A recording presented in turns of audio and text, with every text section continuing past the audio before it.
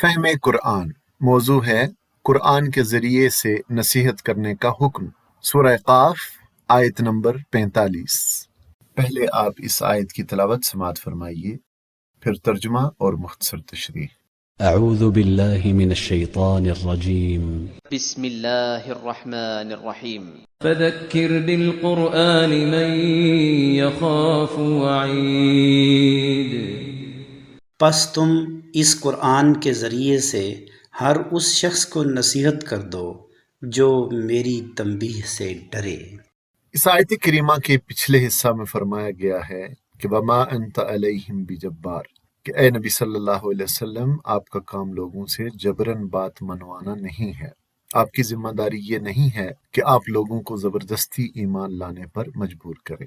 آپ کا فریضہ صرف یہ ہے کہ قرآن کے ذریعہ سے نصیحت کا پیغام لوگوں تک پہنچاتے رہیں۔ جو متنبہ کرنے سے ہوش میں آ جائے اسے قرآن سنا کر حقیقت سمجھا دیجیے۔ فذکر بالقرآن، پس آپ تذکیر و نصیحت کرتے رہیے اس قرآن کے ذریعے سے۔ من یخاف وعید، ہر اس شخص کو جو میری وعید سے ڈرتا ہے، یعنی جس کے دل میں کچھ خدا کا خوف ہوگا، ایسا شخص قرآن کی تذکیر اور یاد دہانی سے ضرور فائدہ اٹھائے گا۔ قرآن کی دعوت سے وہی نصیحت حاصل کرے گا جو اللہ سے ڈرتا ہو اور اس کے وعدوں پر یقین رکھتا ہو، اور جو نہ مانے اس کی کوئی ذمہ داری آپ پر نہیں ہے بلکہ اس سے اللہ خود نپٹے گا۔ یہاں پر فذکر بالقرآن کے الفاظ میں حضور صلی اللہ علیہ وآلہ وسلم کو خصوصی طور پر ہدایت دی جا رہی ہے کہ آپ صلی اللہ علیہ وسلم تبلیغ و تذکیر کے لیے، انذار و تبشیر کے لیے اور لوگوں کے تزکیہ نفس کے لیے ذریعہ قرآن ہی کو بنائیں۔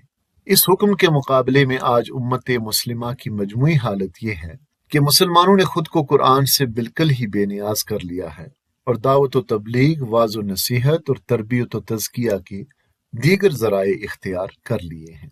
تو اس آیت میں ہمارے لیے سبق یہ ہے کہ قرآن ہی نصیحت کا بہترین ذریعہ ہے اور اللہ کی طرف بلانے کے لیے قرآن سے بہتر اور کچھ نہیں۔